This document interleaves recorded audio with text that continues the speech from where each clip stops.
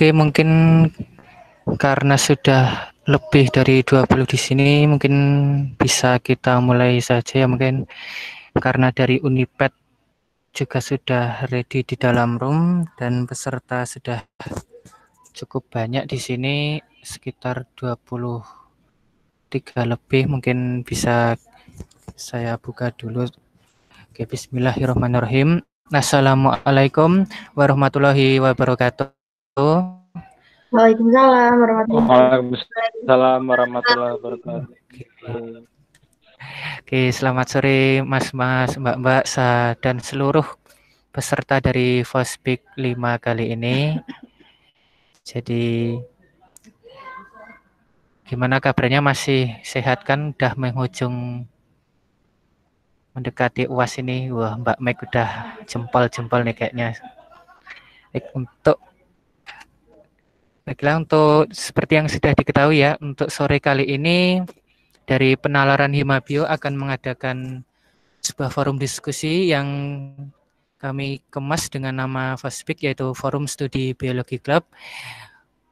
Fospik ini sudah berjalan selama 5 kali dan semuanya berjalan secara online karena kendala pandemi ini. Untuk Fospik yang edisi kelima kali ini bisa dikatakan spesial karena kita berkolaborasi dengan salah satu kelompok inisiasi yang berada di bawah Himabio, yaitu Uniped.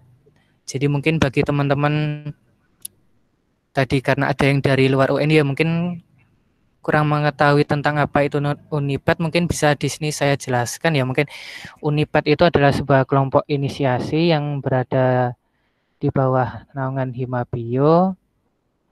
Uniped ini kajian studinya tentang herpetologi, lebih tepatnya mengenai tentang reptil dan amfibi. Uniped ini fokus untuk mengedukasi dan memperkenalkan herpetofauna. Jadi dalam kajiannya mereka tidak hanya memperkenalkan tentang herping-herping saja, jadi juga tentang cara menjaganya, kemudian terlebihnya tentang mengedukasi bahwa mereka itu bukan ancaman tapi dapat dijadikan sebagai teman. Seperti yang akan kita diskusikan pada sore kali ini tentang ular. Tema kita kali ini adalah tentang ngobrolin ular dan ngobrolin alam juga. Jadi ular itu bukan hanya tentang musuh tapi juga bisa menjadi teman bagi kita. Baiklah, karena semua dari Uniped juga sudah siap, mungkin di sini saya akan membacakan urutan aja terlebih dahulu. Untuk yang pertama di sini ada pembukaan, kemudian yang kedua pembacaan peraturan, kemudian yang ketiga ada materi dari Uniped, kemudian yang keempat ada tanya jawab, dan yang terakhir ada penutup sekaligus foto bersama. Baiklah, untuk membuka acara pada sore hari ini mungkin bisa kita mulai dengan bacaan Bismillah terlebih dahulu. Mari bisa saya pimpin. Bismillahirrahmanirrahim. Baiklah, untuk selanjutnya acara dari yang kedua yaitu adalah pembacaan dari peraturan bentuk diskusi pada sore kali ini. Untuk yang pertama, peserta memasuki room 15 menit sebelum acara berlangsung. Kemudian yang kedua, peserta mematikan mikrofon selama acara berlangsung. Jadi yang tidak berkepentingan dimohon untuk mematikan mikrofonnya terlebih dahulu. Kemudian peserta diperbolehkan bertanya atau berpendapat di sesi tanya jawab dan diskusi nanti. Kemudian yang kelima, peserta yang ingin mengajukan pertanyaan dapat menggunakan dua cara. Yang pertama, jika ingin langsung berbicara, dapat menggunakan fitur baru dari Google Meet, yaitu raise hand atau angkat tangan. Atau yang ingin menggunakan kolom chat bisa menggunakan format nama _ pertanyaan. Untuk yang ingin berbicara secara langsung nanti akan saya pilih untuk supaya tidak tabrakan yang bertanya. Kemudian yang terakhir, peraturan yang terakhir adalah semua peserta wajib mengikuti tata tertib yang sudah dibuat dan dilarang membuat kegaduhan selama berjalannya diskusi. Baiklah, mungkin itu untuk peraturan yang telah kami buat. Untuk selanjutnya memasuki acara yang ketiga, yaitu pemaparan materi tentang ular dari Uniped. Monggo kepada Uniped kami persilakan. Sudah siap nggih dari dua pembicara?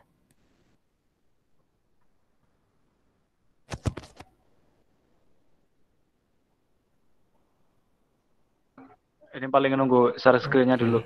Tadi kalau tidak salah dari Mbak Mega sudah tes untuk share screen-nya sudah ya ini.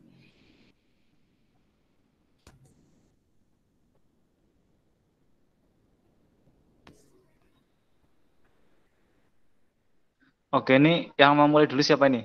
Siapa Mega udah? apa aku? Monggo mungkin Aku. ya, mungkin dari Mas Dava dulu nggih, enggak apa-apa. Sudah. Oke. Assalamualaikum warahmatullahi wabarakatuh. Waalaikumsalam Mas. Warahmatullahi wabarakatuh.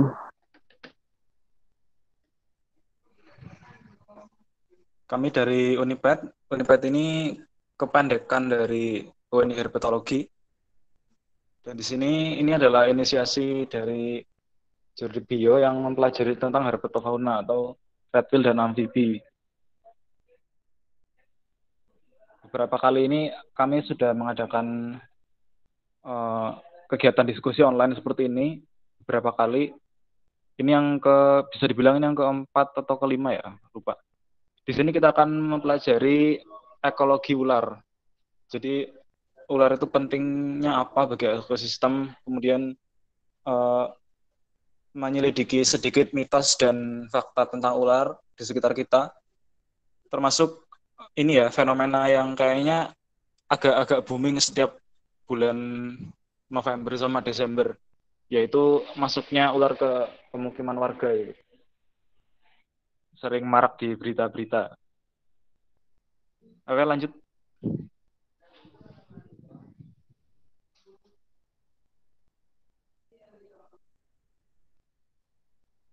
Sebentar, aku pindah tempat dulu ya, biar nggak berisik.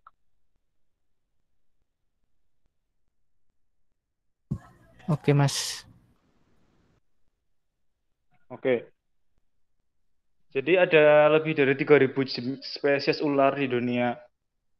Itu ya di slide-nya. Kalau yang terakhir kali aku baca sih sekitar 3.400. Jadi di seluruh dunia ada 3.400 jenis ular. Tapi hanya sekitar 600 dari 3.400 itu yang berbisa. Jadi ternyata jumlah ular berbisa dan jumlah ular yang tidak berbisa masih lebih banyak jumlah ular yang tidak berbisa. Dan di antara 600 ular berbisa tinggi itu, di antara 600 ular berbisa itu hanya ada sekitar 200 spesies ular yang considered to be medically important. Artinya dia dipertimbangkan sebagai spesies yang penting secara medis. Penting secara medis ini berarti dia punya kandungan tertentu di bisanya yang berpotensi dijadikan obat atau dijadikan perangkat medis. Misalnya zat anti kanker atau zat untuk membunuh tumor dan sebagainya. Ini ada 200, jadi ternyata cukup banyak. Lanjut. Nah, di Indonesia sendiri ada sekitar 350 jenis ya. Ini masih sekitar karena kalau kita lihat itu di Indonesia tren penemuan spesies baru itu adalah spesies dari serangga atau dari invertebrata sama dari herpetofauna. Itu termasuknya banyak laju spesies barunya. Jadi bisa saja di masa depan ini akan bertambah. Mungkin bisa sampai 400 atau 500 gitu ya. Nah, di antara 350 spesies ini, kurang dari 15% dari ular di Indonesia atau sekitar 70-an lah. 70 kayaknya kurang malah. Yang berbisa tinggi dan mematikan untuk manusia. Sebagian besar ular berbisa tinggi yang di Indonesia ini adanya adalah di bagian Indonesia timur dan tengah. Kalau di barat ini ada tapi lebih sedikit. Jadi di Papua, di Maluku itu ada lebih banyak jenis ular berbisa daripada yang di sebelah barat. Lanjut. Nah, ini siapa yang mau jelasin?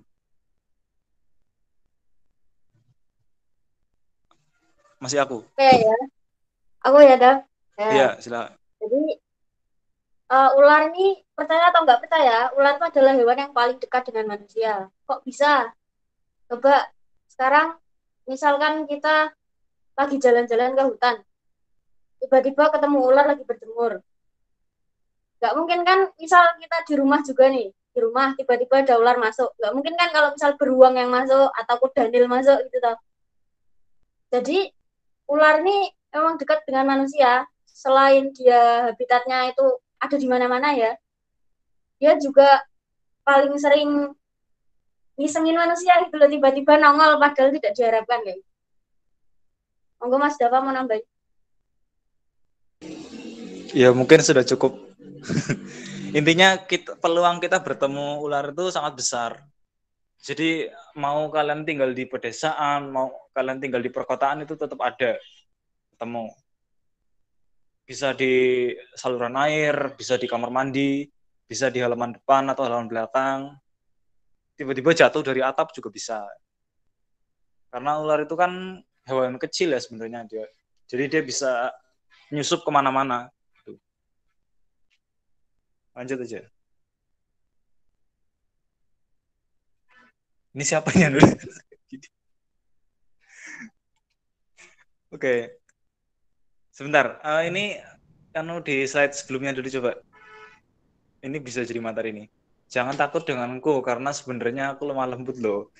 Nah, ini sebenarnya adalah prinsip dari semua hewan, bahkan hewan yang liar sekalipun. Jadi ular itu dia takut pada objek yang lebih besar daripada dirinya, termasuk manusia. Jadi kalau ular ketemu manusia, maka pilihan pertama dari si ular itu adalah lari atau mencari jalan keluar. Kalau sampai terpojok, nah baru nanti dia akan berusaha menakut-nakuti kita dengan cara yang dia bisa. Jadi kalau di hutan kita jalan-jalan kok nggak ketemu ular, nah itu bukan apa, itu karena ularnya sudah mengetahui duluan kita mau datang. Karena indera penciumannya dia tajam, dia bisa mengetahui kalau ada manusia di dekatnya. Maka dia akan pergi sebelum kita sempat lihat dia, gitu. Lanjut. Nah, mungkin Mbak Mega mau menjelaskan lagi. Oke, jadi tadi kan sudah disinggung kalau misal kita itu lebih dekat dengan ular ya. Bukan lebih dekat dengan ular, maksudnya ular itu dekat gitu loh dengan kita. Jadi ular-ular itu sebenarnya berada di sekitar kita, di mana gitu kan. Di rumah, di kebun, di sawah, irigasi, di garasi, di tumpukan batu-batu atau di pohon. Itu sering banget kita temui ular gitu loh. Tapi kitanya emang nggak nyadar karena sering banget ular itu setelah kita datengin, mereka malah lari gitu loh. Bukan lari sebenarnya, melata ya kalau ular ya. Iya, dia nggak punya kaki soalnya. Nggak punya kaki soalnya. Jadi ini adalah beberapa habitat ular. Mas Dava mungkin mau menjelaskan, Mas. Ada arboreal, terestrial, akuatik, sama akuatik dan juga di. Monggo, Mas. Nah, untuk habitat ular di sini kita golongkan jadi 5. Yang pertama ular arboreal, ular-ular yang ada di pohon di atas ya. Ini biasanya ularnya warnanya hijau atau coklat, tergantung sama jenis ularnya. Ular ini ada yang dia benar-benar tinggal di pohon, artinya dia itu makan di pohon, tidur di pohon. Minumnya itu juga dari embun, kadang-kadang ada yang seperti itu. Tapi ada juga yang dia cuma menghabiskan sebagian hidupnya di pohon. Kalau misal dia mau bertelur atau gimana, dia tetap ke tanah gitu. Itu ada. Contohnya ini ada di sini ada yang sebelah kanan itu ular terbang. Yang dari Sumatera dan Kalimantan itu ular pohon. Kalau yang biasa kita temui itu adalah ular pucuk. Yang panjang, hijau, kayak kacang panjang bentuknya. Dan kepalanya segitiga. Lanjut. Lalu ada ular terestrial atau ular-ular yang hidup di tanah. Ini misalnya kobra. Kobra itu ular terestrial. Dia jarang naik ke pohon. Ada juga ular tanah. Ular tanah itu bentuknya pendek. Sisiknya kayak daun kering. Jadi kalau kita jalan kaki ketemu ular ini, kadang-kadang kita nggak nyadar. Ular ini biasanya tinggalnya di atas tanah biasa, di daun-daunan, atau di bawah pohon, atau di tumpukan-tumpukan kayu, tumpukan bata gitu ya. Sama di lubang. Lanjut. Nah, terlalu ada ular akuatik. Ular akuatik ini adalah ular laut. Dia tinggalnya di laut. Jadi ini biasanya emang jarang kita temui ya. Kecuali kalau kalian suku Bajo. Nah, ular laut ini termasuk ular berbisa. Tapi untungnya karena dia nggak agresif, jadi biasanya dia memilih untuk pergi kalau ketemu sama manusia. Dia tetap bernapas dengan paru-paru. Jadi dia tetap butuh udara 2 atau 3 jam sekali, nanti dia akan naik ke permukaan laut untuk mengambil napas. Lanjut. Lalu ada semi akuatik. Semi akuatik ini adalah ular yang setengah-setengah. Setengah hidup di air dan setengah hidup di darat. Atau di sungai, di danau gitu ya. Contohnya ini ada ular kadut yang ada di sebelah kanan. Jadi ular kadut itu bukan cuma umpatan ya, itu ada beneran ularnya. Ular kadut. Terus yang di sebelah kiri ini ada ular air, ular xenocropis yang garis-garis. Biasanya makanannya ikan sama katak. Lanjut. Yang terakhir adalah ular gurun. Di Indonesia kita nggak punya. Misalnya ini ada ular derik sama ular sidewinder. Ini kita nggak punya. Kalau sampai teman-teman trekking terus nemu ular derik, itu berarti peliharaan orang terus lepas. Karena nggak ada di Indonesia. Harus ditangkap. Nanti takutnya jadi spesies invasif. Lanjut. Nah, ini siapa yang menjelasin? Monggo, Oke. Dok. Iya, ya. Oke, ini poin ketiga ya. Jangan bunuh ular kalau masuk rumah. Loh, emang nggak bahaya? Terus gimana dong? Nah, terus lanjut. Nah, ular punya peran penting bagi ekologi. Jadi bagi ekosistem dia penting. Statusnya seperti yang kita tahu kalau di buku-buku SD itu udah didoktrin ya kita. Oh, kalau ular itu adalah pemakan tikus dan dia jadi sumber makanan bagi hewan lain seperti biawak, terus elang sama musang. Nah, itu dia makan ular. Membunuh ular bukan hal yang bijak. Ular juga makhluk hidup yang sama-sama mencari penghidupan di muka bumi. Jadi sama kayak kita ya, ular itu juga pengen hidup. Ular itu cuma butuh makan, butuh minum, sama butuh pasangan. Udah itu aja. Nggak neko-neko kayak kita. Lanjut. Ini ada beberapa jenis ular yang bisa kita temui di sekitar kita, di Indonesia Barat khususnya. Ada ular sapi, Phalaenopus radiatus. Ini ular nggak berbisa dulu ya, kita belajar ular nggak berbisa dulu. Ini dua-duanya masuk genus Phalaenopus, dia dua-duanya nggak berbisa. Tapi yang atas ini agak galak. Kalau dia dikonfrontasi, dia bisa membentuk huruf S, lalu dia akan menyerang. Tapi kalau yang bawah ini, yang ular kopi, dia agak lebih kalem dikit. Lanjut. Lalu ada ular petias koros. Ini nama Jawanya ular koros. Ular koros ini coklat warnanya, perutnya agak kuning, matanya besar. Dia makanannya tikus, kadal, dan kodok. Dan dia ular nggak berbisa. Gerakannya cepat. Jadi kalau kalian lihat ular ini, biasanya dia akan udah kabur duluan. Dia tinggal di tanah kalau ular koros. sesekali ada di pohon. Sedangkan yang di bawah ada Dendrolapis pictus, ini ular tali atau ular tampar. Karena dia bentuknya tipis panjang kayak tali. Ini ularnya galak. Jadi kalau kalian nemu ular ini, kalau kalian pegang, dia biasanya akan buka mulut atau gigit. Tapi karena dia nggak berbisa, jadi nggak apa-apa. Lanjut.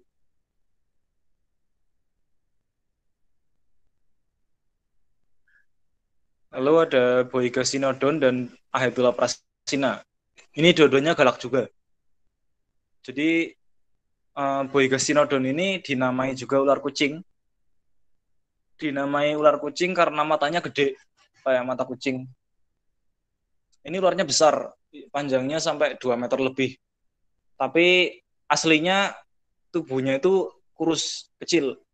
Di foto ini kelihatannya gede, karena ular ini kalau terancam, dia akan mengembangkan tubuh. Jadi dia akan memasukkan udara ke dalam tubuhnya, sehingga tubuhnya terlihat lebih besar. Nah, ular ini sering masuk ke kandang burung. Jadi malam-malam itu ularnya masuk ke kandang burung. Karena tubuhnya tipis, dia bisa melewati jeruji kandang itu. Terus nanti dia makan burung. Tapi setelah makan, ini nanti dia nggak bisa keluar. Karena perutnya udah ada isinya, udah ada burungnya. Nah, besok paginya, si pemilik burung ini kaget. Tahu-tahu burungnya hilang. Yang ada itu tinggal ular. Makanya ada mitos, kalau ada burung yang bisa berubah jadi ular. Padahal bukan. Padahal burungnya yang dimakan ular. Tuh. Terus di bawahnya ini juga kadang-kadang makan burung. Tapi karena ukurannya lebih kecil, jadi dia lebih sering makan kadal. Ular pucuk ini termasuk ular yang paling gampang kita temui. Jadi kalau teman-teman malam-malam mau main ke kebun atau ke tempat-tempat yang masih banyak pohonnya, di bagian-bagian atas pohon itu kalau bisa disenteri, masih ada kemungkinan tetap ada ular pucuk. Di UNY sendiri, di kebun bio pernah ada ular pucuk dan agak besar. Padahal kan posisi kebun bio kan di sebelah jalan raya ya. Ternyata itu masih ada ularnya di situ. Oh iya, untuk kedua ular ini adalah ular yang berbisa menengah. Jadi dia berbisa tapi tidak mematikan, tidak sampai untuk membunuh manusia. Lanjut.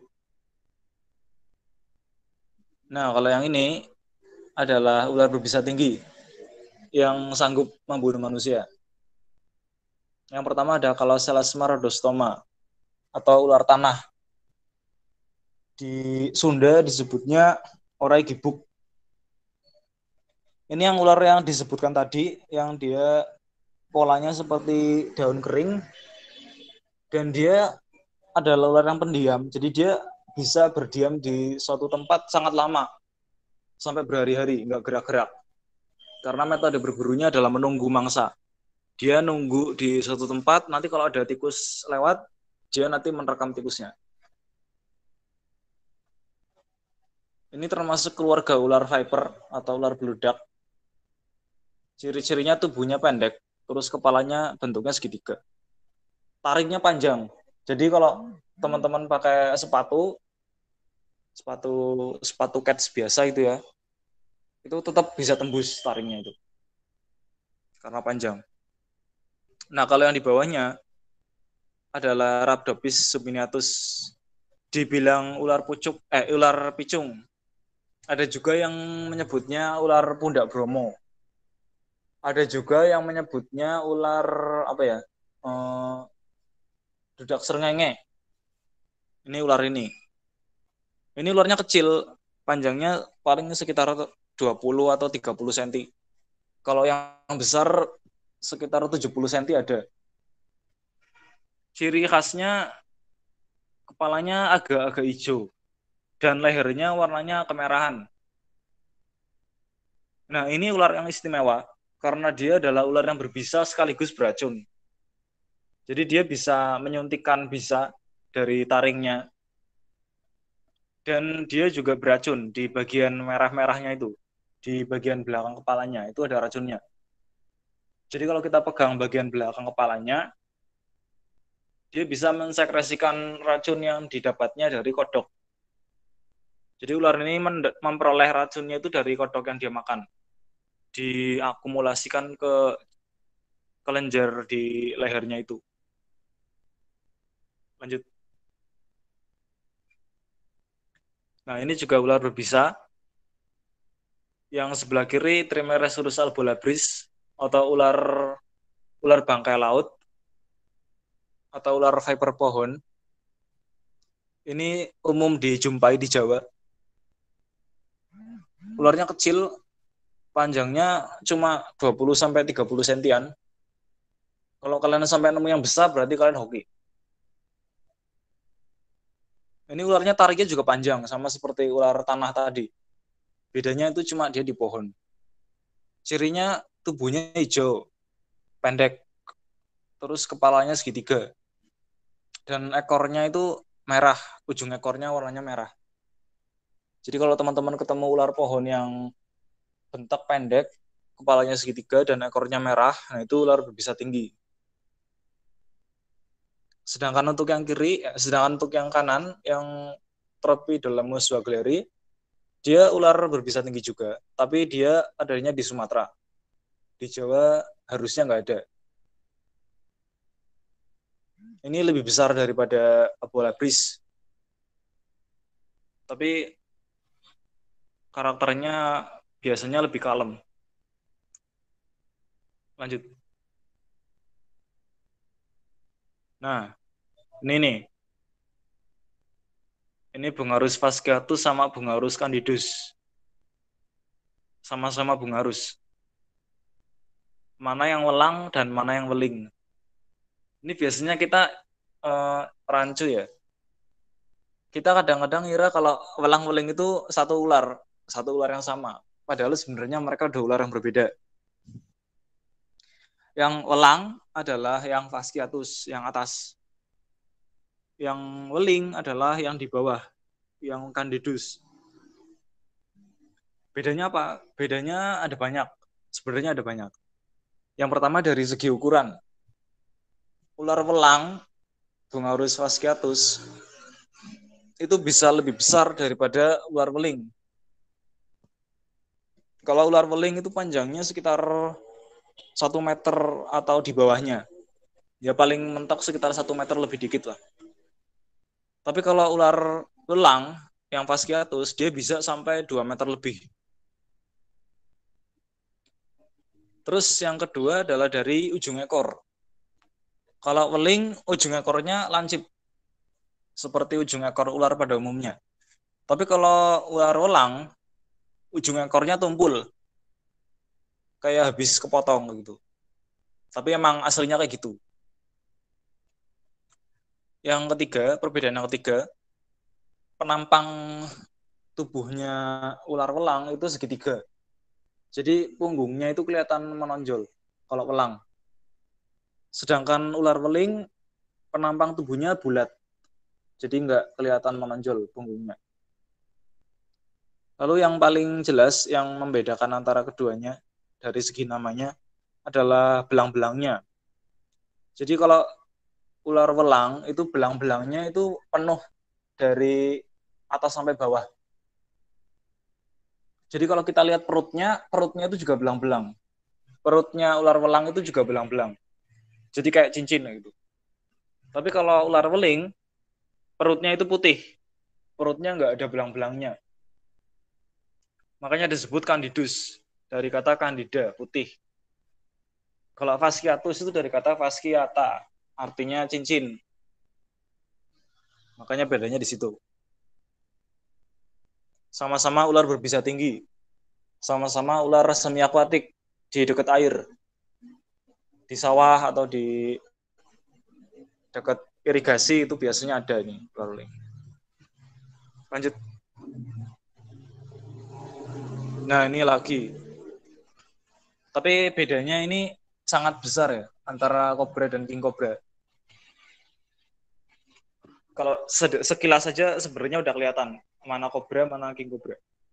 Nah, kalau kobra itu yang kiri. Najas Putatrik. Ini dia kobra Jawa. Sedangkan yang kanan Ophiopagus hannah itu adalah king kobra. Kobra Jawa dia ada di Jawa sama di pulau-pulau di sekitar Jawa, kayak di Bali, di Nusa Tenggara Barat, Nusa Tenggara Timur ada kobra. Tapi kalau king cobra dia adanya di Kalimantan, di Jawa, sebagian area di Jawa, sama di Sumatera. Di Sulawesi aku kurang tahu. Sulawesi ada king cobra nggak ya? Dari perbedaannya itu cukup banyak. Yang pertama dari segi ukuran. King cobra ini ukurannya besar. Bahkan ini ular berbisa paling panjang di dunia. Panjangnya bisa sampai hampir 6 meter. Tapi biasanya yang kita jumpai di alam itu antara 2 sampai 4 meteran. Jarang ada yang bisa sampai besar. Sementara kobra itu panjangnya lebih pendek. Dia lebih pendek sekitar 1 sampai 1,5 meter. Rata-rata sekitar 1 meteran. Nah, terus kobra ini Najas Putatrik dia bisa menyemburkan bisa. Jadi dia menyemburkan bisa sampai 2 atau 3 meter di depan ke arah mata lawannya. Sedangkan king cobra ini nggak bisa nyembur. Jadi meskipun namanya king cobra tapi dia tetap tidak bisa menyemburkan bisa. Terus dari tudungnya kobra sama tudungnya king cobra berbeda. Tudungnya kobra dia lebih bentuk kayak sendok. Lebih lebar, lebih pipih. Tapi kalau king cobra bentuknya lurus tudungnya. Lebih sempit. Dari segi karakter juga beda. Sama habitat juga beda. Jadi kalau teman-teman berada di Jawa, lebih umum dijumpai adalah kobra. King cobra itu biasanya nggak deket-deket sama perumahan manusia. Jadi kobra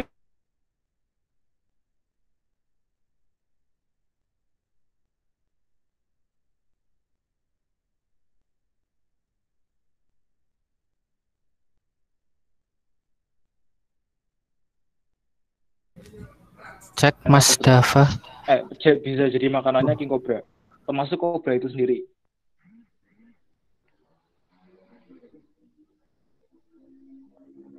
Jadi untungnya kalau untuk di Jawa kita lebih kecil kemungkinan ketemu sama king cobra di perumahan daripada kobra. Lanjut. Nah, musim penghujan banyak ular. Ini lagi hujan ya. Di sini juga lagi hujan. Nah, kita lanjut membahas ini. Nah, ini ya tadi ular kobra. Sebenarnya nggak cuma ular kobra. Ada beberapa jenis ular lain yang tadi kita sebutkan yang juga bertelur di musim hujan. Karena mereka itu mating season-nya atau musim kawinnya adalah sekitar bulan Juli sampai September. Dan akhirnya nanti ujung-ujungnya telurnya itu keluarnya di musim bertelurnya itu adalah di sekitar bulan Agustus sampai September. Jadi menetasnya itu adalah antara 2 sampai 3 bulan kemudian, yaitu di bulan November sampai Desember. Kadang ada juga yang Januari. Kenapa ular-ular itu kok biasanya menetasnya di musim hujan? Nah, karena ular itu kan makanannya reptil amfibi yang lain dan mamalia kecil lain. Misalnya katak itu ya. Sedangkan katak itu dia adalah amfibi yang berarti dia bisa bereproduksi dengan cepat di musim penghujan. Sehingga nanti bayi-bayi ular akan menetas dalam keadaan mangsanya sedang banyak. Jadi tingkat survivability-nya lebih tinggi. Gitu. Nah, ini ada beberapa mitos yang terkait dengan ular kalau tentang perentasan. Ini kalau di gambar ini kalau di gambar ini diilustrasikan kobra itu menjaga telur-telurnya. Padahal sebenarnya enggak. Kobra dan sebagian besar ular lain itu dia akan dia akan meninggalkan telur-telurnya setelah selesai bertelur. Jadi begitu dia menemukan tempat yang cocok buat bertelur, dia akan bertelur di situ, terus dia akan pergi, meninggalkan telur-telurnya sampai dia bisa menetas sendiri. Setelah menetas sendiri, nanti anak-anaknya akan langsung mandiri, akan langsung pergi sendiri-sendiri. Nggak bergerombol gitu ya. Ada beberapa jenis ular sih yang dia menjaga telurnya. Misalnya ular piton atau ular sanca. Ular sanca itu dia menjaga telur. Telur-telurnya itu dikumpulkan di lingkaran tubuhnya, nanti dia akan menjaga telur-telurnya sampai menetas. Ular tanah juga menjaga telur-telurnya. Dan king cobra itu juga menjaga telur-telurnya. Bahkan king cobra ini dia bisa bikin sarang. Sarangnya dari daun-daun bambu. Jadi nanti kalau ada yang mendekat, ada gundukan sarang, gundukan daun bambu, terus ada 2 lubang di sana, itu kemungkinan besar itu adalah sarang king cobra. Tapi karena biasanya sarangnya di hutan, jadi king cobra ini jarang ada di dekat perumahan warga. Yang sering ada itu ya kobra dan ular-ular terestrial yang lain. Lanjut. Nah ini ya, untuk menghindari masuknya ular ke rumah bisa dilakukan beberapa hal ini. Ada yang bisa yang bisa mengusir ular atau yang bisa mengganggu ular itu bukan garam, bukan cuka, bukan bawang, itu bukan. Itu mitos. Yang benar adalah bau-bauan yang menyengat. Misalnya kita pakai parfum atau karbol. Ada juga yang pakai sulfur. Tapi karena sulfur itu baunya nggak enak, kayak bau kentut, jadi nggak digunakan. Yang sering digunakan adalah parfum. Caranya adalah gimana? Caranya cukup gampang, yaitu rumah teman-teman dijaga agar tetap wangi. Lantainya dipel, ada kapur barus diletakkan di sudut-sudut rumah, termasuk di kamar mandi. Karena bau-bauan dari parfum, dari karbol, dan dari kapur barus ini bisa menghalangi atau mengganggu indera penciuman ular. Jadi dia kurang bisa mengetahui keberadaan mangsa atau pemangsa kalau misal ruangannya dipenuhi sama bau parfum. Nanti dia akan pergi. Nah, ular itu ke rumah itu sebenarnya cuma karena 2 sebab. Yang pertama adalah cari makan. Yang kedua adalah cari tempat bersembunyi. Udah, itu aja 2. Kalau dia tidak menemukan makanan, atau kalau dia tidak merasa ada tempat di rumah itu yang bisa dijadikan tempat persembunyian, maka dia akan pergi. Makanya rumahnya harus dijaga dari tikus. Banyak tikus, banyak ular. Atau katak, atau cicak, dan binatang-binatang lain yang berpotensi jadi makanan ular. Gudang, kalau teman-teman, kalau rumah teman-teman punya gudang, juga rajin dibersihkan, rajin dirapikan, biar ular tidak betah di situ. Ini ya, jangan tinggalkan sampah bekas makanan di rumah yang dapat mengundang tikus. Jangan menumpuk daun-daunan kering atau bebatuan atau material, karena tempat-tempat itu bisa menjadi tempat persembunyian ular. Tempat persembunyian ya, bukan tempat bersarang. Karena ular tidak bersarang. Kecuali untuk yang king cobra tadi. Tapi selain karena alasan bertelur, ular itu tidak bersarang. Jadi dia itu cuma sementara di suatu rumah. Dia itu hidupnya pindah-pindah. Lanjut. Nah, ini di sini akan kita bahas sedikit mitos tentang ular di Indonesia. Yang pertama, mitosnya kalau kalau ular dibunuh itu harus dipenggal kepalanya. Kalau enggak nanti hidup lagi. Kalau misal ular dibunuh itu katanya harus kepalanya itu harus dihancurkan atau dipisahkan dari badannya. Kalau enggak nanti tubuhnya bisa menyatu lagi, terus nanti dia hidup lagi. Ini mungkin kedengarannya nggak masuk akal ya buat kita. Tapi nyatanya ada beberapa orang yang benar-benar percaya ini. Ada orang yang benar-benar percaya hal ini. Nah, ini mitos tentu saja. Kita sebagai orang biologi tahu ya, kalau hewan vertebrata udah kehilangan kepala berarti udah.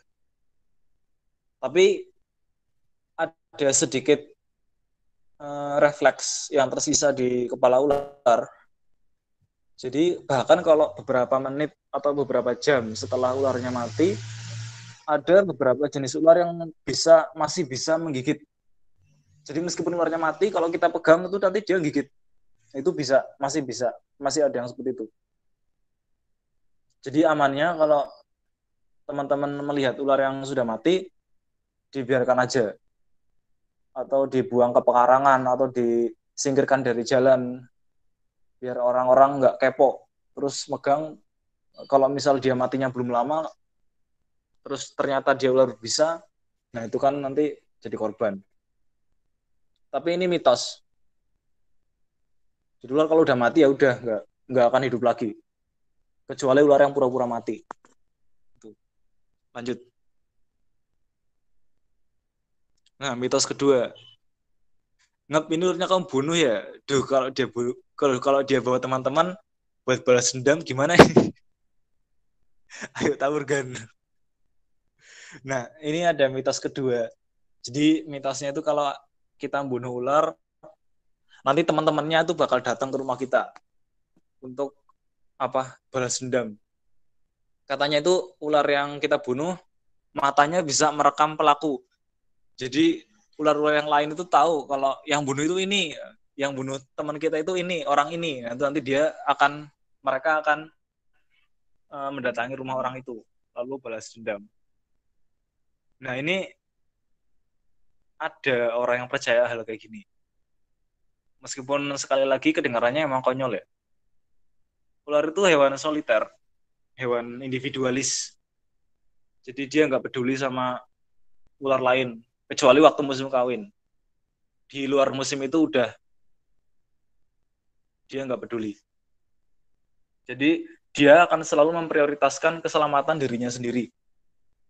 Jadi mau ular lain terancam bahaya, kayak mau ular lain dibunuh, kayak dia akan tetap berusaha untuk mementingkan dirinya sendiri.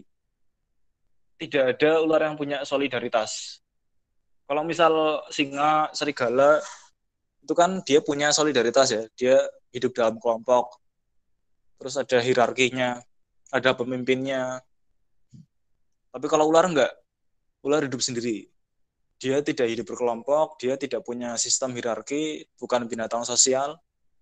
Jadi kurang lebih itu sama kayak kadal, sama kayak buaya. Buaya itu kan sebenarnya dia nggak punya sistem hierarki. Ular itu bisa kelihatan berkelompok. Itu kalau misal di lingkungan itu banyak makanan. Misalnya ada di dekat sungai itu ternyata lagi banyak katak. Nah itu nanti ular akan beramai-ramai datang ke situ. Tapi tujuannya sendiri-sendiri. Mereka tidak bekerja sama untuk berburu. Atau misal dia lagi masuk musim kawin. Nanti ada beberapa ular yang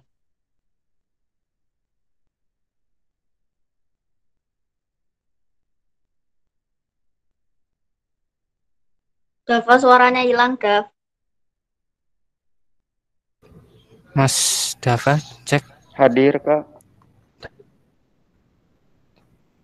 Tadi bukan Mas Dava yang itu. Dava yang satunya lagi.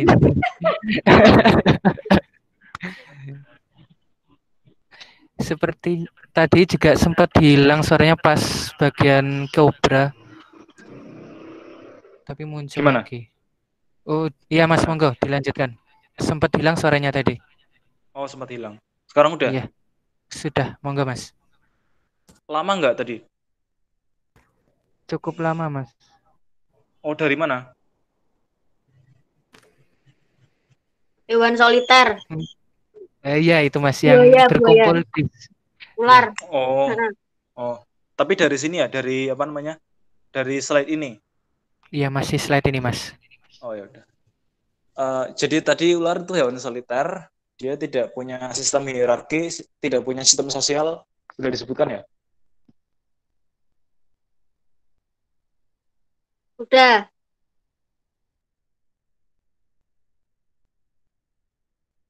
Oke, lanjut.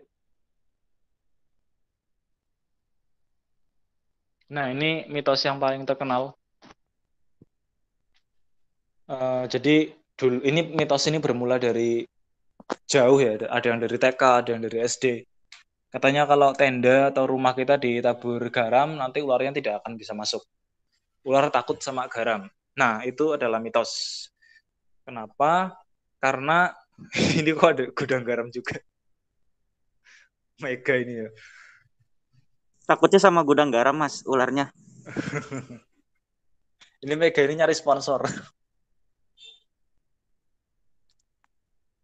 Nah, ular tidak takut pada garam karena ular tubuhnya dilapisi sisik. Sisik ular ini terbuat dari keratin. Keratin itu adalah protein yang sama dengan pembentuk kuku dan rambut manusia.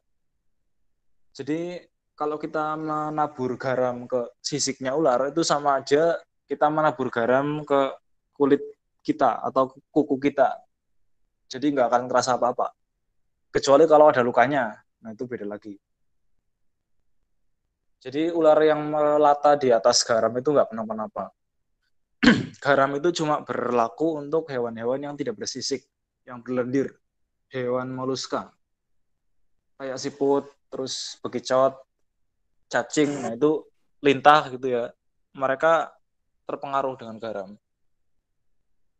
Ini ada kaitannya juga sama biologi. Karena garam itu kan dia bisa menyerap air. Tapi kalau ular kan karena sisiknya itu sifatnya tahan air, jadi dia nggak akan terpengaruh oleh garam ataupun cairan-cairan lain. Lanjut. Nah ini berhubungan dengan yang keempat. Ini terus terang aneh juga. Ini mitosnya beredar beberapa bulan lalu. Di internet masih bisa kalian temukan. Coba silakan kalian googling cara mengusir ular pakai cuka atau cara mengusir ular pakai bawang. Itu akan keluar. Ini mitosnya adalah ularnya itu disemprot pakai cuka atau bahkan ada yang mengatakan untuk mengoleskan bawang ke moncong ular. Nah, itu namanya membahayakan diri sendiri. Ini nggak tahu sih siapa yang pertama kali mulai kayak gini. Tapi yang jelas ini mitos. Kalau mau mengusir ular ya lah, itu pakai aja bau-bauan yang menyengat seperti parfum gitu. Ada anggapan kalau cuka ini bisa membuat sisik ular jadi terasa panas. Ularnya kepanasan terus nanti dia pergi. Padahal tadi kan kita sudah tahu ya, ular itu sisiknya tahan air. Dia nggak bisa terpengaruh oleh cairan di sekitarnya. Semua reptil itu kayak gitu. Jadi ini mitos. Apalagi yang ngoleskan garam ke moncong ular itu mitos. Lanjut. Nah, Tuhan menciptakan makhluk hidup sesuai dengan perannya, termasuk ular. Apa peranan ular bagi ekosistem? Lanjut. Nah, ini ya. Jadi, ular adalah sahabat petani. Dia pengendali hama.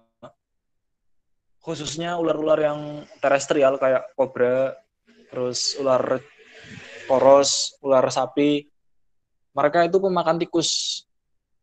Dan sekali makan itu bisa 2 atau 3 tikus sekaligus. Jadi termasuknya agak rakus.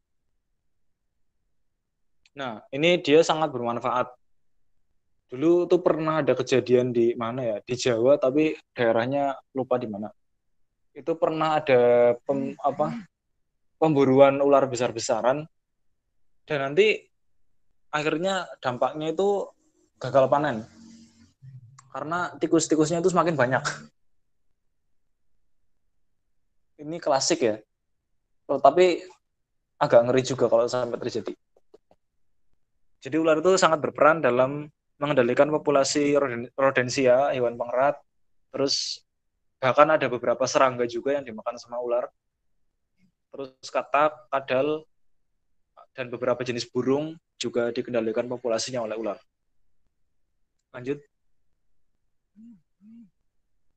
Nah ini ya, kita belajar rantai makanan dan jaring-jaring makanan.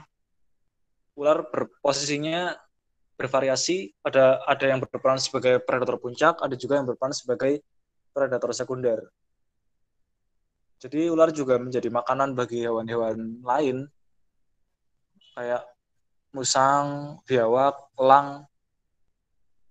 Bahkan ini elang Jawa kan statusnya kritikal ya. Nah ini salah satu alasan kenapa elang Jawa ini kritikal adalah selain karena kerusakan habitat, juga karena mangsa-mangsanya itu semakin berkurang, termasuk ular ini. Nanti dia selain itu, kalau misalnya pemangsanya ular ini juga sudah berkurang, biawak habis, dijadiin sate gitu ya, elangnya habis, musangnya habis, nanti ular ini sendiri juga bisa meledak populasinya, bisa tidak terkendali. Akhirnya nanti kita juga yang rugi. Jadi setiap komponen di dalam ekosistem itu seharusnya kita jaga. Jangan cuma produsennya, jangan cuma predator puncaknya, jangan cuma herbivoranya, tapi harus semuanya. Lanjut.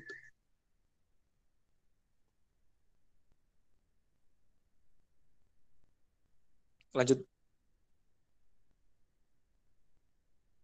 Oke, sudah selesai. Ini bisa dihubungi lewat Instagram sama WA. Kalau misal teman-teman ada pertanyaan, kita lanjut aja ke sesi tanya jawab. Saya kembalikan kepada MC. Baik, terima kasih atas waktunya yang diberikan kepada Mas Dava. Baik, di sini jadi banyak tahu ya, terutama tentang tadi kalau ular itu dikasih garam tuh nggak mempan. Nah, itu biasanya di kemah-kemah dulu tuh diajarin kayak gitu. Ya mungkin bisa sekarang lanjut ke sesi tanya jawab bagi yang mau tanya banyak ya ini. Nah, maaf untuk sebelumnya tadi kan sudah dikatakan kalau yang mau bertanya bisa menggunakan fitur angkat tangan atau raise hand ya. Tapi mungkin ada beberapa yang gimmicknya belum diupdate sehingga mungkin tidak bisa menggunakan fitur baru ini. Jadi mungkin bagi yang bisa raise hand, bagi yang tidak bisa menggunakan saya nanti di kolom chat nanti bisa saya persilakan. Jadi saya tekankan kembali lagi untuk yang ingin bertanya bisa menggunakan fitur raise hand, yang ingin on mic atau yang tidak bisa menggunakan raise hand bisa menuliskan nama saya di room chat, nanti bisa saya persilakan. Kemudian yang ingin menggunakan room chat bisa langsung menggunakan nama dengan underscore pertanyaan. Baik, mungkin bisa langsung kita mulai saja. Di sini saya untuk pertama buka satu termin untuk 3 penanya terlebih dahulu. Mungkin monggo bagi yang ingin bertanya bisa saya buka untuk sesi pertanyaan kali ini. Oke, di sini sudah ada dari Mbak Hesti Indriani, mungkin tersisa 2 lagi, monggo yang ingin bertanya.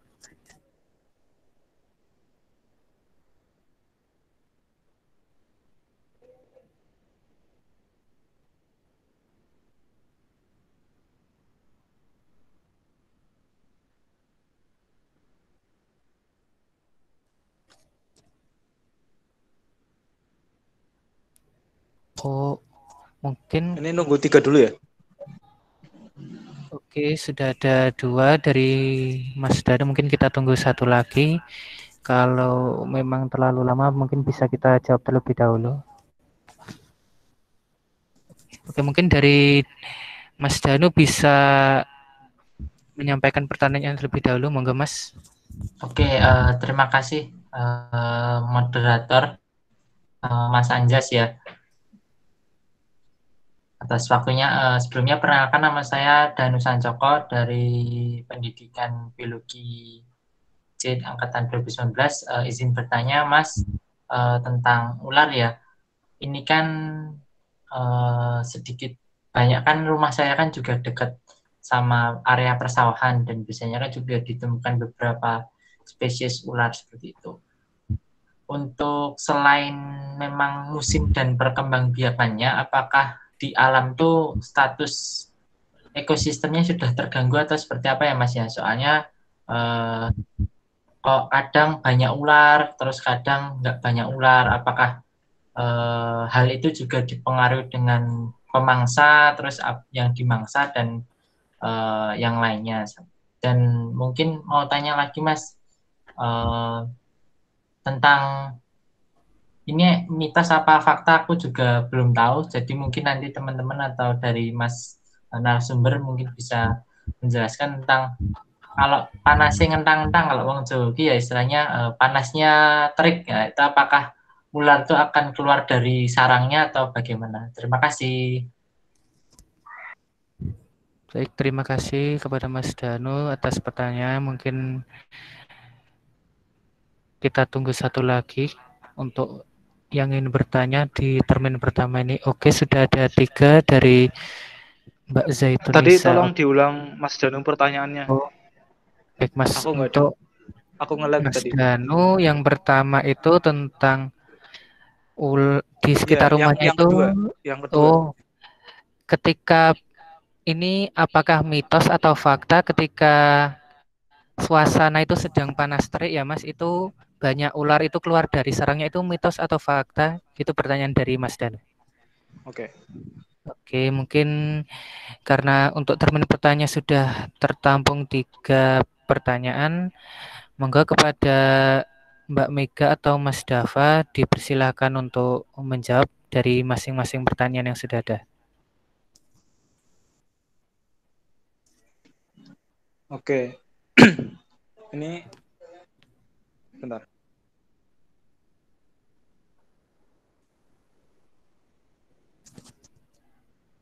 Bagaimana Mas? Ada kendala? Atau mungkin dari Mbak Mega terlebih dahulu yang ingin menjawab? Oke, ini Ya, baru pindah tempat. Oke. Mega mau jawab? Oke, nggak apa. Sip. Aku Ya, jawab monggo, yang ini ya, yang pertanyaan dari Hesti. Oke, Dan monggo, Mbak. juga Zaitun Nisa ini mungkin masih satu topik ya. Ini bagaimana cara mengenali cepat bahwa ular yang kita temui secara tiba-tiba itu berbisa atau tidak? Lalu apa yang harus kita lakukan saat bertemu ular atau bahkan tergigit ular yang ternyata berbisa? Jadi, untuk mengenali ular secara cepat yang kita temui itu berbisa atau enggak, ya kita harus tahu gitu loh.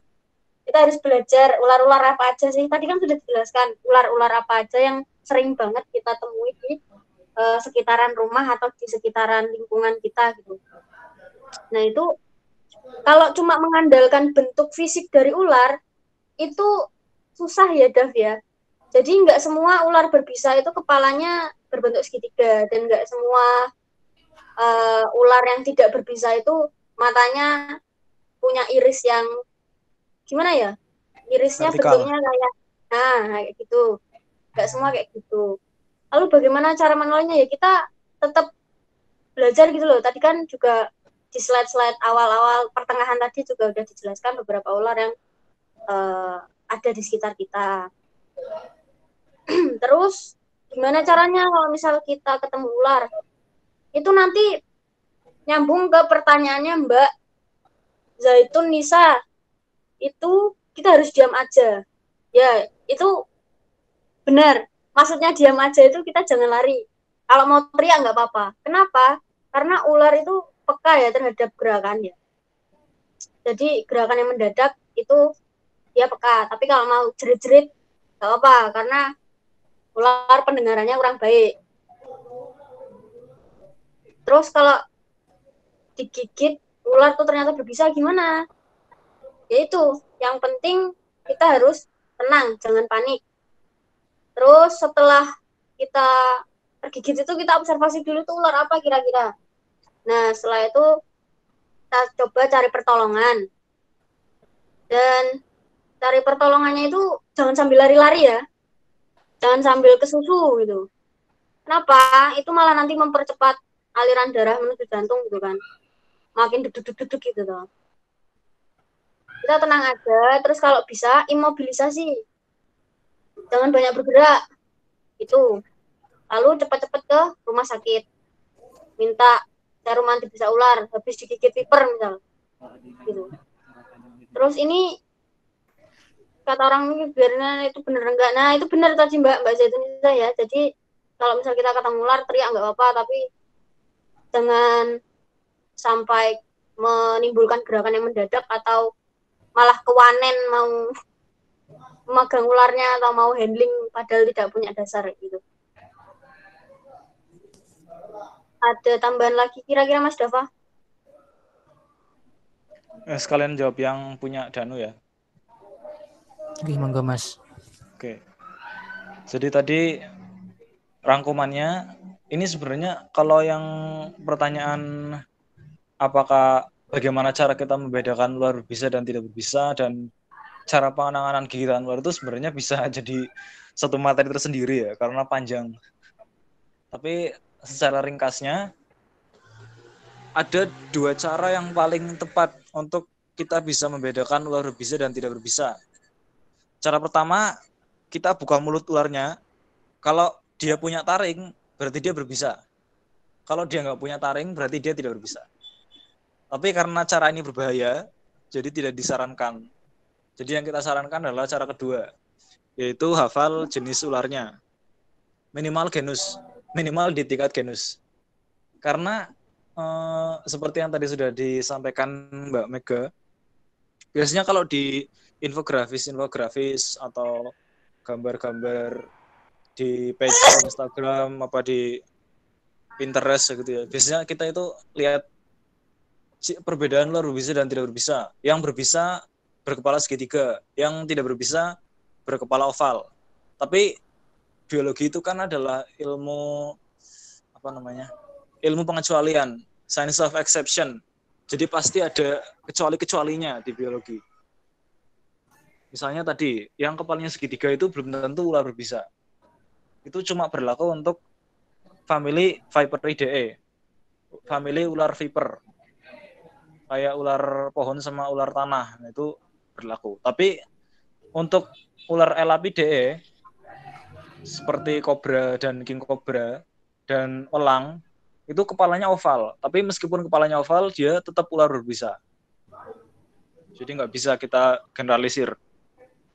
Terus ada juga yang mengatakan kalau ular berbisa itu gerakannya lambat. Kalau ular tidak berbisa, gerakannya justru cepat. Nah, itu juga pengecualian. Kobra, king cobra itu gerakannya cepat, tapi dia ular berbisa. Terus ada juga yang mengatakan kalau mata ya tadi, bentuk mata. Kalau matanya bulat nanti dia nggak berbisa. Kalau matanya kayak kucing vertikal itu nanti dia berbisa. Nah itu juga tidak benar. Jadi cara yang paling tepat adalah dengan hafal spesiesnya. Memang nggak mudah sih, tapi karena kita di Indonesia Barat, karena ular berbisanya lebih sedikit, kita cukup menghafalkan ular yang berbisa aja. Selain yang itu berarti nggak berbisa. Jadi tadi yang kita hafalkan mungkin cuma kobra, ular Trimeresurus yang di pohon itu, terus welang-weling, sama ular tanah. Udah itu aja cukup. Sama mungkin ular cabai ya, tapi ular cabai tadi nggak disampaikan di situ. Terus tentang bagaimana penanganannya adalah imobilisasi. Imobilisasi itu adalah mengurangi pergerakan di daerah yang tergigit atau justru seluruh tubuh. Jadi kalau misalnya kita tergigit di kaki, sebisa mungkin kaki kita jangan bergerak. atau malah seluruh tubuhnya jangan bergerak. Minta bantuan orang lain buat nolongin. Itulah kenapa kalau kita mau trekking ke hutan itu jangan sendirian. Minimal 2 atau 3 orang. Kalau sendirian nanti kita nggak punya teman buat nolong. Kalau misal kita tergigit ular. Jadi nanti prinsipnya pembidaian kayak patah tulang itu. Jadi di gips, dikasih bidai, terus diperban biar nggak bergerak. Terus nanti segera pergi ke rumah sakit untuk mendapatkan perawatan intensif. Nanti di rumah sakit akan disediakan serum anti bisa ular. Tapi masalahnya kalau untuk di Indonesia cuma ada 3. Cuma bisa mengcover 3 jenis. Yaitu ular kobra, ular welang, sama ular tanah. Itu cuma 3 itu. Kalau kita digigit ular selain ular itu, kita tidak bisa tercover sama serum anti bisa itu. 1 ampul harganya antara 700.000 sampai 1,2 juta.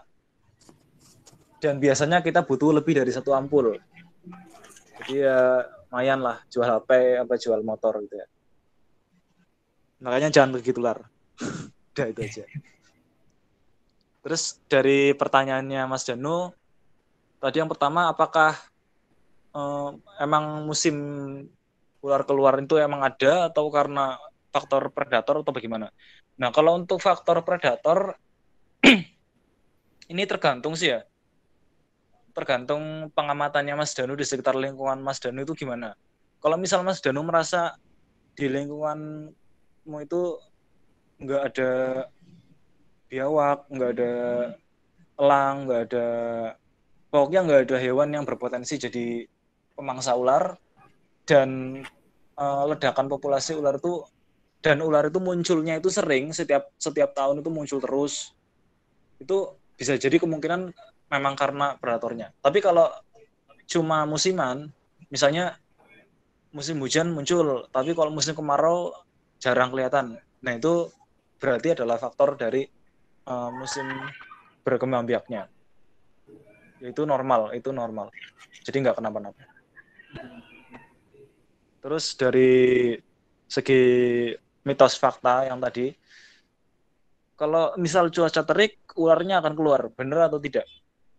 Tergantung. Biasanya kalau pagi-pagi sekitar jam 8 sampai jam 11-an ya, itu ular akan keluar. Kalau panas, ularnya akan keluar karena dia butuh berjemur, sunbathing, untuk menghangatkan diri. Ular itu kan hewan ektotermik ya. Ular ya hewan yang suhu internal tubuhnya bergantung pada suhu lingkungan. Jadi dia nggak bisa berburu, dia nggak bisa aktif kalau tubuhnya belum hangat. Tidak seperti kita kan kalau beraktivitas harus makan dulu, karena kita endotermik, kita mendapatkan panas tubuh dari makanan. Tapi kalau ular enggak. Nah, justru kalau siang hari terus terik ya, panasnya kentang-kentang, itu nanti ular akan bersembunyi. Ular akan bersembunyi ke tempat-tempat, ke rumah, ke tumpukan kayu, ke lubang tanah untuk mendinginkan diri. Karena kalau kepanasan dia juga bisa mati. Gitu. Jadi kalau cuacanya sedang sangat terik, kayak kebakar gitu ya, itu justru ularnya nggak suka di luar, dia akan masuk. Tapi kalau pagi-pagi cerah gitu, ularnya akan keluar gitu. Ya, mungkin dari Mbak Zaitunisa atau Danu ada tanggapan lagi atau sudah cukup? Oke, terima kasih. Oke. Jadi tadi apa ya yang udah dijawab tadi? Lupa. Oke, mungkin bisa lanjut aja ke termin kedua ya. Sama seperti tadi, 3 penanya dulu untuk kita tampung. Mungkin bagi yang baru bergabung juga bisa langsung bertanya di sini. Mungkin saya ingatkan kembali untuk yang ingin open mic bisa menggunakan fitur raise hand atau angkat tangan. Bagi yang belum diupdate bisa mengetikkan nama saya di room chat atau bisa langsung saja menggunakan di room chat dengan nama _ pertanyaan. Oke, mungkin kalau sambil menunggu ada pertanyaan, oke. Untuk pertama dari Mbak Nuzul, oke, monggo bisa disampaikan dulu pertanyaannya, Mbak. Oke, terima kasih atas waktunya. Perkenalkan, saya Nuzul dari Biologi B 2018. Dari penjelasan yang disampaikan oleh Mas Dava tadi, saya tertarik tentang ini, yang ular picung. Tadi kan dijelaskan kalau ular picung ini selain berbisa, dia juga beracun gitu. Beracunnya dari di bagian warna merah di belakang kepalanya. Dan itu tadi dijelaskan kalau racunnya itu dari kodok yang dia makan gitu. Nah, apakah nanti kalau misalkan si ular picung ini nggak makan kodok, artinya dia nggak bisa menghasilkan racun, apa kayak gitu? Terus apakah makanan yang dikonsumsi oleh ular, yang dimakan oleh ular itu nanti berpengaruh pada tingkat bahaya dari bisa yang dihasilkan gitu. Terima kasih. Baik, terima kasih Mbak Nuzul atas pertanyaannya. Oke, ini Ikhwan jadi bertanya tidak ya? Tadi sempat mengangkat tangannya. Oh, apa kepencet? Sepertinya kepencet. Oke, mungkin sambil nunggu aku juga ada gimana Mas Iwan jadi bertanya? Maaf, pencet tadi. Oke. Mau tos online nggih Mas Iwan? Oke, mungkin sambil menunggu pertanyaan yang lain, saya juga ingin sedikit bertanya. Tadi salah satu habitat ular itu ada arboreal ya, itu di atas pepohonan. Nah, yang ingin saya tanyakan mungkin apakah ular-ular tersebut juga memakan buah-buahan atau segala yang ada di pohon tersebut nggih Mas? Mungkin itu dari pertanyaan saya. Terima kasih.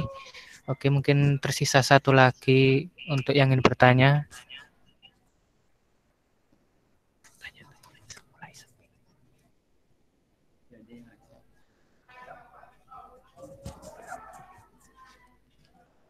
Yuk. Satu lagi.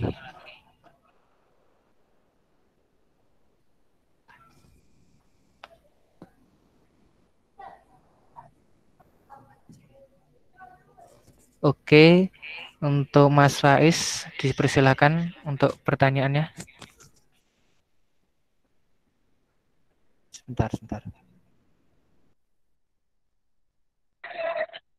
Oke, terima kasih kepada Mas Anjas karena telah memberikan waktunya. Izin bertanya, saya Faiz. Tadi kan kalau nggak salah tuh ada salah satu jenis ular tuh yang jangan dibiarkan ya Mas. Apa dia kalau nggak salah nanti bisa menginvasi. Nah mungkin bisa minta tolong dijelaskan Mas gimana dia bisa menginvasi seperti itu Mas. Terima kasih. Baik, terima kasih Mas Faiz atas pertanyaannya.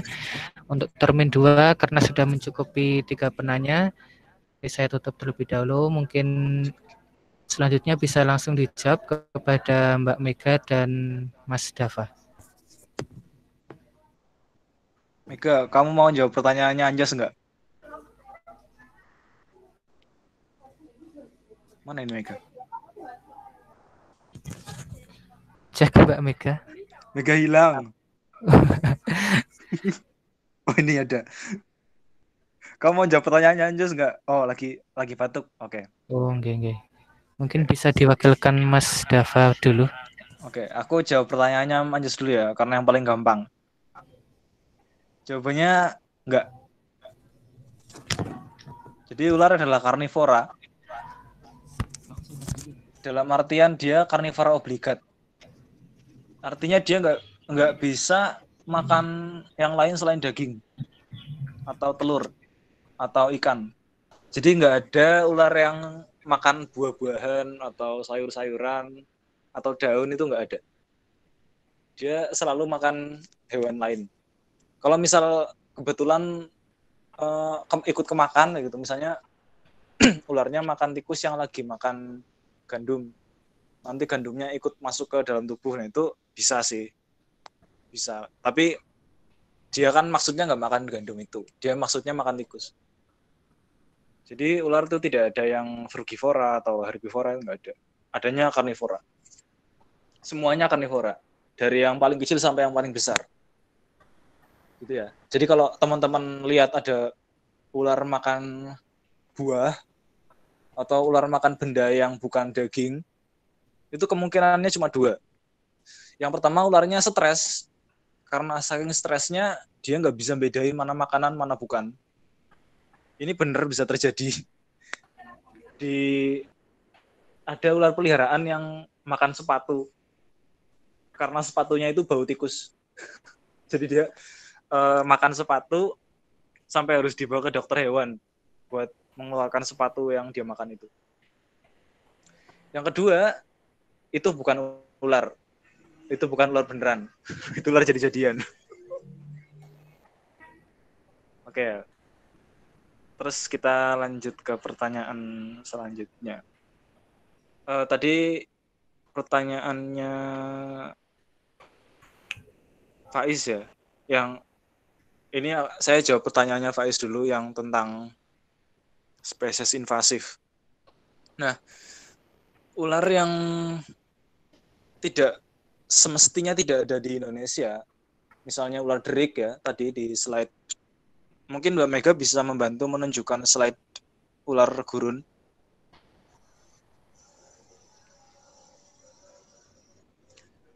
Ular-ular derik itu habitatnya adalah di Amerika Utara. Kalau sampai ada di Indonesia, berarti kemungkinan besar itu ular peliharaan orang yang diimpor dari sana, dipelihara orang, tapi lepas dari kandang. Terus dia akhirnya hidup di lingkungan Indonesia. Nah, dia bisa menjadi spesies invasif kalau ular itu ketemu sama pasangannya. Entah bagaimana, misalnya ada ekspor ular dari Amerika ke Indonesia. Ekspor kan berarti banyak ya, nggak cuma 1-2.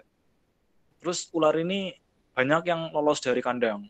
Akhirnya mereka pergi ke hutan. Di hutan itu mereka saling ketemu, mereka bisa berhasil kawin, mereka telur-telurnya berhasil menetas semua, nanti kan akhirnya jadi banyak. Nanti anak-anak ular yang banyak itu berkembang biak lagi dan lagi, sampai akhirnya populasinya jadi besar. Nah, populasi ular yang besar ini nanti akan mengancam keanekaragaman hayati asli Indonesia. Dia akan mengancam spesies hewan-hewan pengerat asli kita. Dia akan mengancam spesies kadal atau katak asli kita. Misalnya kalau ada ular ular boa misalnya, boa yang dari Amazon dilepas ke Sulawesi, nanti dia bisa mengancam populasi tarsius misalnya. Tarsius kan itu ya punya kita ya, hewan-hewan kita, hewan Indonesia. Nanti kalau misal tarsius jadi berkurang populasinya gara-gara ular dari luar negeri kan berabe. Atau misalnya anaconda dari Amazon, nanti dia diekspor ke Indonesia, lolos, nanti dia mengancam mamalia dan reptil lokal. Nah, itu kan bahaya. Itu sudah pernah terjadi di Amerika ya, Amerika Serikat.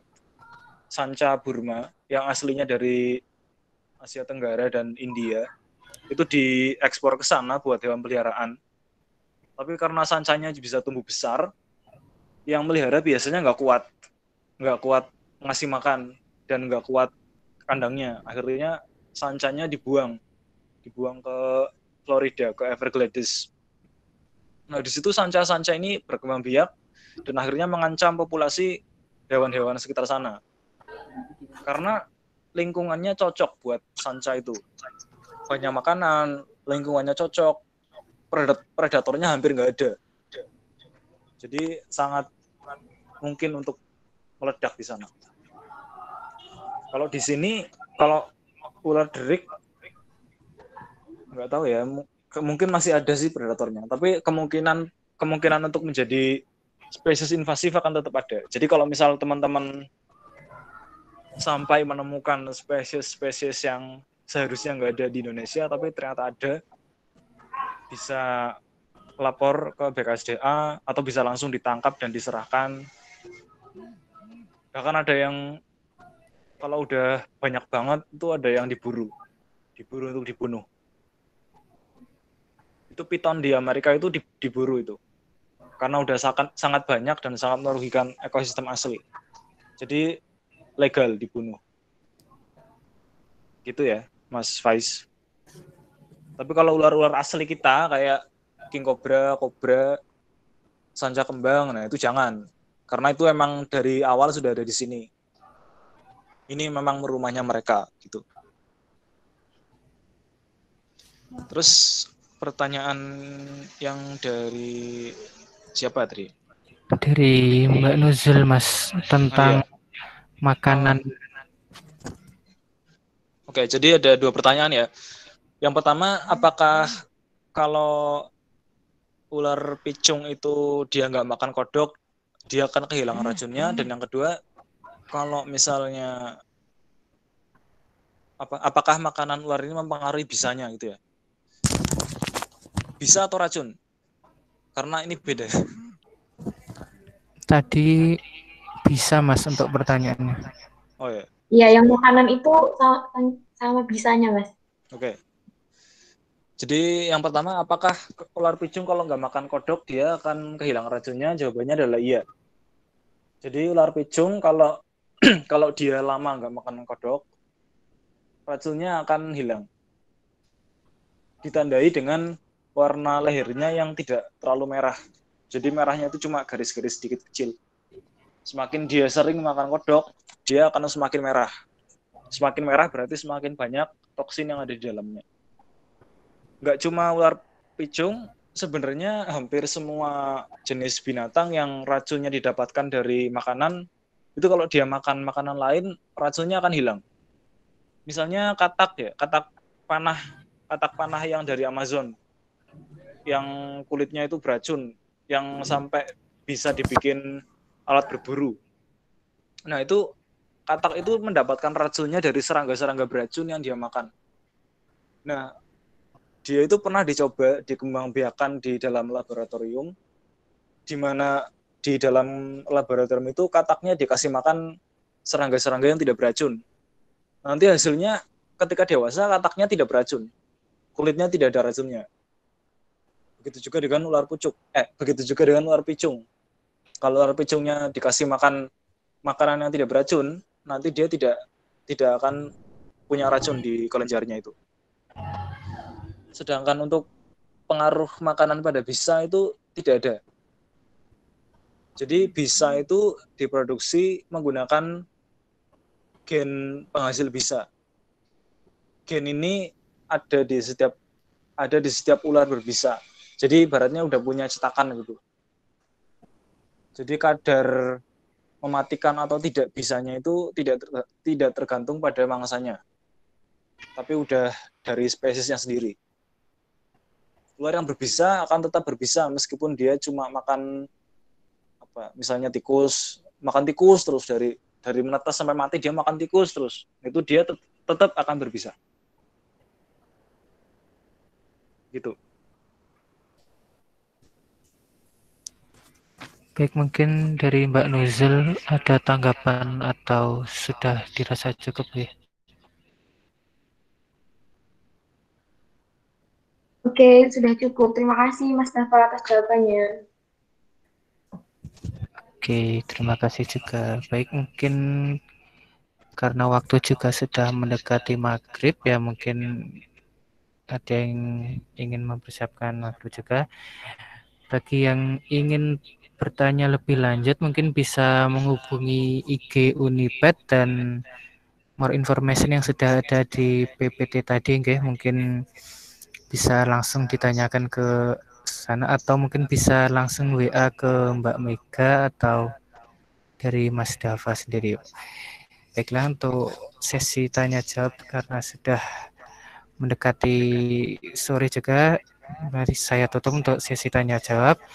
Baiklah, untuk selanjutnya di sini di acara yang terakhir yaitu nutup, mungkin baiknya sebelum kita tutup acara untuk kali ini mungkin bisa kita dokumentasi terlebih dahulu. Mungkin dari Mbak Nuzul bisa memimpin dokumentasi.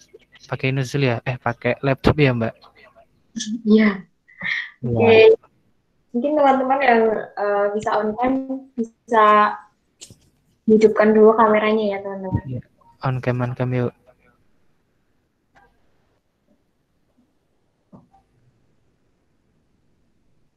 Wah, Mas Dava. Kayak gamer, Mas.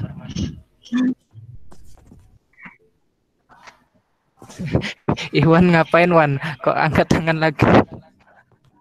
Iwan Motos. Oh iya, ya, tos online. Ini udah nih yang lain. Yuk. Nggak ada yang mau nonton lagi nih.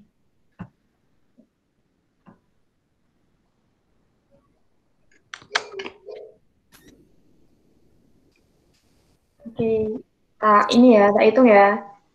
1, 2, 3. Oke. Sekali lagi. 1, 2, 3. Ya, ada Elsa bermuncul. 1, 2, 3. 1, 2, 3.